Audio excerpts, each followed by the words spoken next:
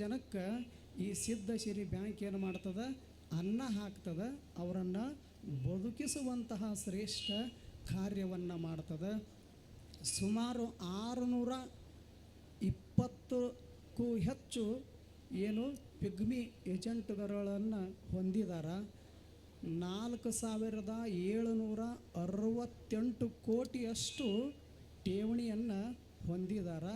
ಇಷ್ಟೆಲ್ಲ ಅದ್ಭುತವಾಗಿರತಕ್ಕಂಥ ಕಾರ್ಯ ಈ ಸಿದ್ಧಸಿರಿ ಬ್ಯಾಂಕಿನಿಂದ ಅದು ಸಮಾಜಮುಖಿಯಾಗಿ ಬೆಳವಣಿಗೆ ಆಕ್ಕೋತ ಹೊರಟದ.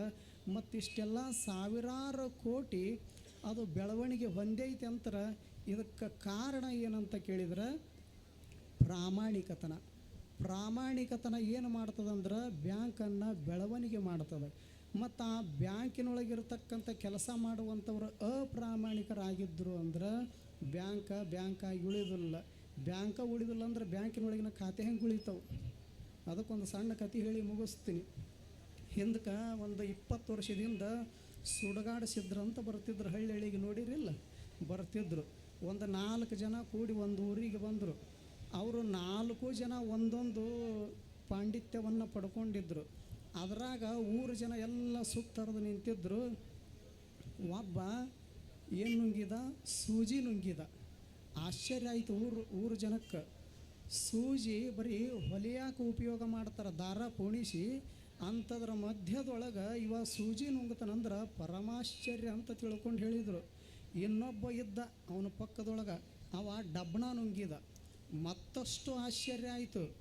ಅವನ ಪಕ್ಕದೊಳಗೆ ಒಬ್ಬ ಇದ್ದಾವ, ಅವು ಗುಂಡಕಲ್ಲು ಇರ್ತಾವಲ್ಲ, ಗುಂಡಕಲ್ಲು ನುಂಗಿದ. ಇವ್ರಿಗೆ ಆಶ್ಚರ್ಯದ ಮೇಲೆ ಆಶ್ಚರ್ಯ ಆಯಿತು. ಆವಾಗ ಇಂಥ ಡಬ್ಬಣ ಮತ್ತು ಸೂಜಿ ಗುಂಡಕಲ್ಲು ನುಂಗವರು ಅಪರೂಪಲ್ಲ ಅಂತ ತಿಳ್ಕೊಂಡು ಊರು ಜನ ಮಾತಾಡ್ತಿದ್ರು. ಅದರಾಗ ಒಬ್ಬ ಹೇಳಿದ, ಇದೇನು ದೊಡ್ಡ ಮಹಾ, ಸೂಜಿ ನುಂಗೋದು, ಡಬ್ಬಣ ನುಂಗೋದು, ಗುಂಡಕಲ್ಲು ನುಂಗೋದು. ನಮ್ಮೂರು ಕಡೆ ಬರ್ರಿ, ಬ್ಯಾಂಕ್ ನುಂಗ್ಯಾರ ಅಂದವ. ಬ್ಯಾಂಕ್ ನುಂಗ್ಯಾರ ಅಂದ್ರೆ ಇದ್ರ ಅರ್ಥ ಏನು? ಕೆಲಸ ಮಾಡೋರೆಲ್ಲರೂ ಅಪ್ರಾಮಾಣಿಕರದರ ಅಂತ ಅರ್ಥ. ಆದರೆ ಇಲ್ಲಿ ಬ್ಯಾಂಕ್ ನುಂಗೋರು ಯಾರೂ ಇಲ್ಲ. ಮತ್ತು ಆಕಸ್ಮಿಕ ಬ್ಯಾಂಕ್ ನುಂಗಿದ್ರಂದ್ರೆ ನುಂಗಿದವ್ರನ್ನ ಇವ್ರು ಗೌಡ್ರು ನುಂಗುತ್ತಾರೆ ಅನ್ನುವಂಥ ಉದ್ದೇಶ ಇಟ್ಟುಕೊಂಡು ಅಂಥವ್ರು ಯಾರೂ ಮುಂದೆ ಬರೋದಿಲ್ಲ.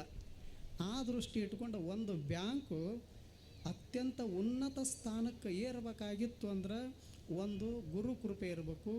ಅವರಿಗೆ ತಾವೆಲ್ಲ ಯಾರಿಗೆ ನಡೆದಾಡುವ ದೇವ್ರು ಅಂತೀರಿ, ವಿಶ್ವ ಸಂತರಂತೀರಿ, ಅಂಥ ಪರಮ ಪೂಜ್ಯ ಜ್ಞಾನ ಯೋಗಿ ಗುರುವರ್ಯರ ಕೃಪಾ ಆಶೀರ್ವಾದ ಅವ್ರ ಮ್ಯಾಲದ, ಗೌಡ್ರ ಮ್ಯಾಲ. ಆ ಬಳಿಕ ಅವರು ಅತ್ಯಂತ ಪ್ರಾಮಾಣಿಕತನದಿಂದ ಕೆಲಸ ಕಾರ್ಯವನ್ನು ಮಾಡ್ತಾರೆ. ಎಲ್ಲರನ್ನ ಒಪ್ಪಿಕೊಳ್ತಾರೆ. ತಮ್ಮೊಳಗೆ ಏನು ಒಂದು ಸತ್ಯಾಂಶ ಅದ, ಪ್ರಾಮಾಣಿಕತನ ಅದ, ಅಂಥವ್ರನ್ನು ಮಾತ್ರ ಅವರು ಇಷ್ಟಪಡೋದ್ರಿಂದ ಅವ್ರ ಸಮೀಪದೊಳಗೆ ಅಂಥವರೇ ಇರ್ತಾರೆ ಹೊರತು ಅಲ್ಲಿ ಅಸತ್ಯವಂತರಾಗಲಿ, ಅನೀತಿವಂತರಾಗಲಿ, ಅಧರ್ಮವಂತರಾಗಲಿ ಯಾರೂ ಸುಳಿಯೋದಿಲ್ಲ. ಆದ್ದರಿಂದ ಅಂಥವರ ಒಂದು ಏನು ಈ ಒಂದು ಸಿದ್ಧಸಿರಿ ಬ್ಯಾಂಕ್ ಅದಕ್ಕೆ ಅದು ಬರುವ ದಿನಮಾನದೊಳಗೆ ಅವರು ಹೇಳಿದರು ಸಾವಿರಾರು ಕೋಟಿ ಆಗಲಿ ಅಂತ ಅವರು ಇಚ್ಛಾ ಮಾಡಿದರು. ನಮ್ಮದೊಂದು ಹಾರೈಕೆ ಏನಂತ ಕೇಳಿದರೆ ಈಗಾಗಲೇ 212 ಶಾಖೆಗಳದಾವು, ಬ್ಯಾಂಕ್ಗಳದಾವು. ಕರ್ನಾಟಕದ ತುಂಬೆಲ್ಲ ದಾವಣಗೆರೆ, ಕೊಪ್ಪಳ, ಗದಗ, ಹೊಸಪೇಟೆ, ಹುಬ್ಬಳ್ಳಿ, ಧಾರವಾಡ, ಬಾಗಲಕೋಟೆ, ವಿಜಯಪುರದೊಳಗೆ 200ಕ್ಕೂ ಹೆಚ್ಚು ಶಾಖೆಗಳದಾವಲ್ಲ. ಇವು ಸಾವಿರಾರು ಶಾಖೆಗಳು ಆಗಲಿ ಅನ್ನುವಂಥದ್ದನ್ನು ನಾವು ಇಚ್ಛಾಪಟ್ಟು ಇದಕ್ಕೆ ಪರಮ ಪೂಜ್ಯರ ಕೃಪಾ ಆಶೀರ್ವಾದ ಸದಾವ ಕಾಲ ಇರಲೆಂದು ಹಾರೈಸುತ್ತಾ ಅವರಿಗೆ ಆಯುರಾರೋಗ್ಯ ಭಾಗ್ಯವನ್ನು ಗುರುದೇವರು ಕರುಣಿಸಲಿ.